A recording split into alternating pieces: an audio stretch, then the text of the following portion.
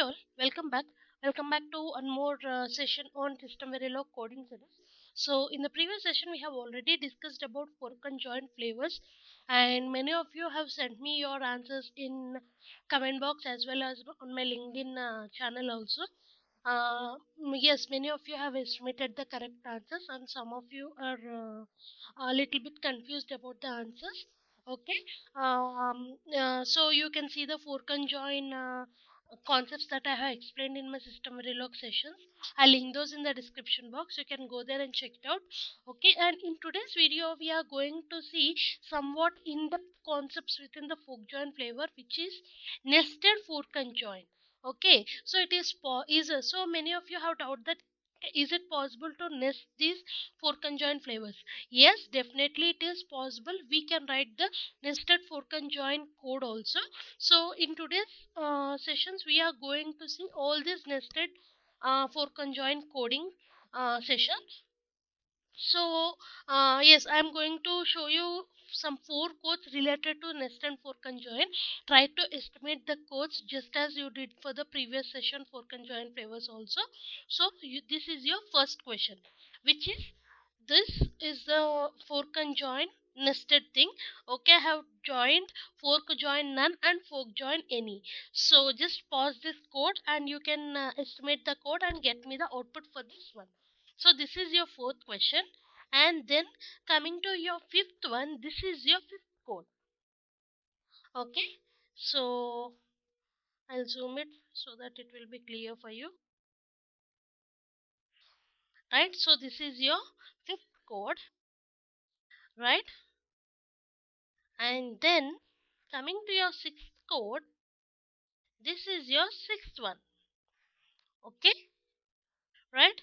So in this I have joined fork as well as I have disabled the fork. Okay, I have just used the fork join any and disable fork also in this. So this is your sixth question. And then coming to your seventh question. Okay, this is somewhat long one.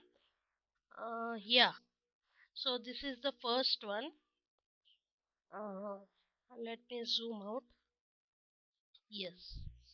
So yes, this is your seventh question in which I have joined multiple process within the fork join. Okay, so everything is between fork and join, and also everything is between begin and end. Okay, so this is the code for this, right? So these are the four questions. You can just pause the video and you can get me the answers for these four questions, right? And in order to know the answers, please check out this full length video so that you will understand the concept of nested fork and join also. So coming to your fourth question. So here if you see, I have nested the fork and join, and in this here if you see, this is fork and within the fork join any. So firstly, after initial and begin, when the simulator enters the fork join, so within the fork you are having another fork which is the nested fork join. So inside the one fork you are having another fork. So inside the fork what you are having three display statements and then the join none. So now what happens, as soon as the fork has seen this join none statement, so immediately it will get out of this fork join block. So after fork join block, what is the thing that was displayed here? E. So the first output that is going to be displayed is E. Why is it E? Because since it has seen fork join, so it will be coming out of this fork join block, and after the fork join block you are having the display statement as E. So E is printed first. Now coming to the remaining four things. Now if you see fork joins, and here if you are having A, B, C and D elements, so within this what is the thing that will be displayed? So as you already know, when you are using the nested statements first, the statement within the nested block will be executed first. Now what happens, the C will be displayed because within this fork join, what is the main priority goes to? The main priority goes to the nested fork and join. So the display statement C will be displayed first. Okay, because both of these are not having any delay statements. Okay, so that is why first this will be displayed, which is C, and then the display D will be displayed. Okay, because both are at zero delay only, but since it is having nested fork and join, so this will be displayed first and then this will be displayed next. Okay, E, C and D, and then hash 0, which is B, and then at 4 time units of delay A will be displayed, right? So this is how the execution of this particular statement will be there, right? So the output for this is E, C, D, B, A. Clear? Yes. So this is your first statement output, right? And then coming to your second one.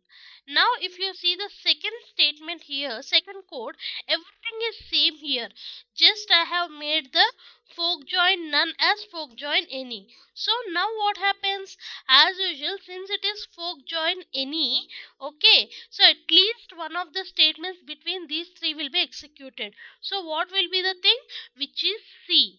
Okay, because fork join any means at least one of the process should be completed in order to come out of that particular fork join any block. So since at least one statement which is zero delay, which is hash 0, no, because first instead of this will be executed, because this statement will be executed in active and this is will be executed in inactive. So that is why no zero delay. Okay, non-zero or no zero delay will be executed first, which is C. Now what happens, since at least one process is being executed, obviously it will be coming out of the fork join any block. So this is the fork join any block, and then this display statement E will be executed after coming out of this E. Okay, then the remaining statements will be executed according to zero time delay. So what are the things that is executed first, which is D. Okay, so why is it D? Because it is a non-zero statement and it is hash 0 statement, right? And then B and then A. Clear? So this is the output of this particular code if it is given join any instead of join none.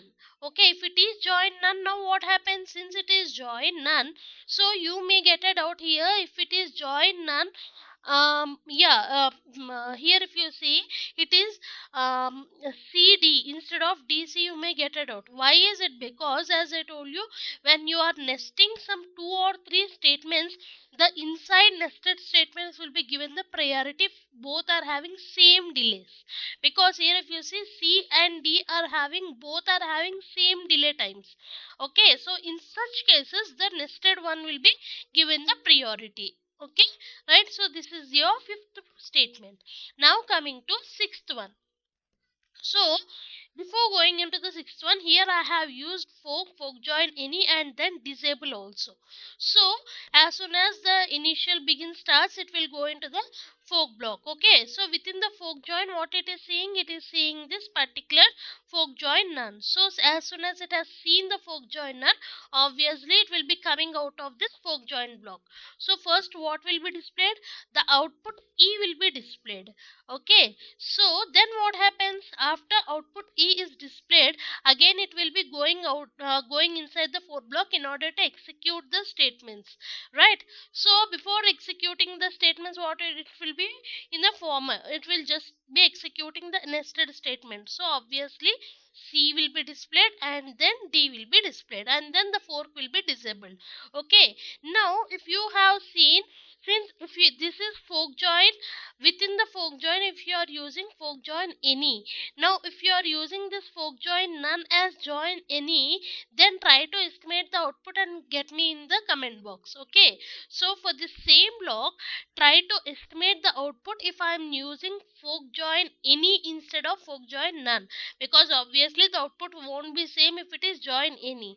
So try to estimate the output if it is join any and comment me in the ping box. Clear? Yes. So this is your sixth question. Now coming to seventh question, which is a little bit coding is very lengthy. So let us see one by one. So now if you see this particular code, yeah, initial begin. So after initial and begin, let us see from here. Okay. So let us see the entire code at once. So this is my display, right? So this is my first display, which is fork join has started, and this is at 0 time delay. And before, you already know, before entering into fork delay, this display was given. So firstly, this fork join is going to start at 0 time delay, right? Now after 0, it is entering into fork join. Okay, so within the fork join, if you see, I'm having 3 threads. Okay, so this entire thing, okay, is one thread, and this is my second thread, and this is my third thread. Okay, so now since these are 3 different process, all of them will be executing parallelly. Now among all these threads, what is the least time value, if you see here? Okay, and also within these threads, again you are having begin and end. Okay, if you see here, sorry, this is the thread only for here, because the join has ended here. So until here only the thread is. This is the statement after join, fork join. So since you know that I am giving here fork join, so until all these 3 threads are executed, the last statement won't be executed, right? So obviously we know that this statement is going to be executed at last point of time, right? So now let us see how are these 3 being executed. Now if you see among these 3, what is the least time delay, which is 5. Now at 5 time units, what is going to happen? Thread 2 is going to be executed, right? So thread 2 is executed at 5 time units.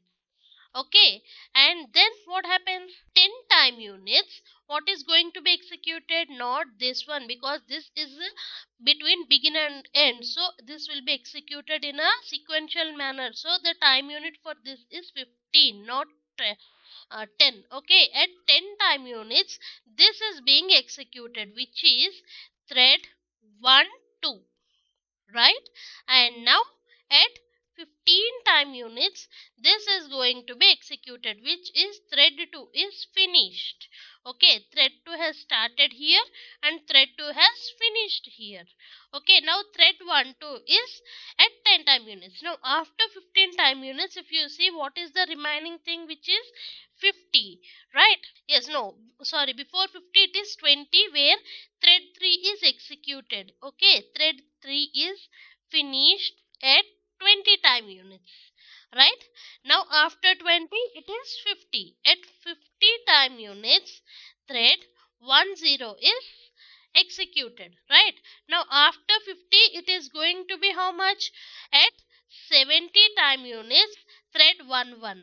Okay, now you may get it out that here, since it is 50, it is going to be 50 plus 70. No, because I didn't give any begin and end here. If I am going to give begin and end here, then the execution will be done sequentially. Since I am not giving any begin and end here, these two are executed parallelly, but these two will be executed sequentially. That means this statement is executed at 10, and this statement is going to be executed at 110.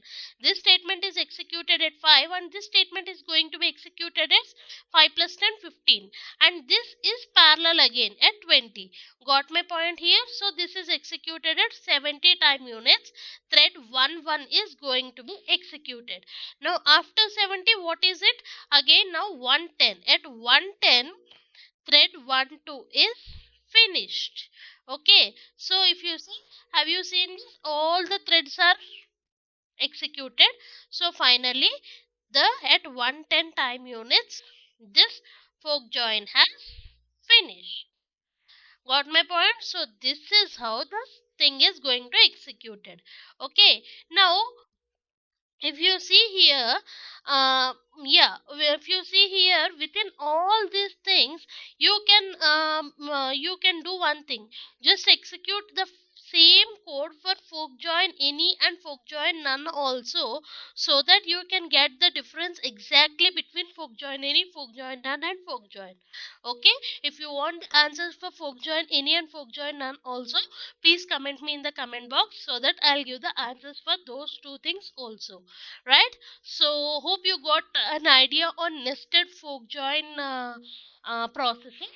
Right? So this is all for today. Thank you all.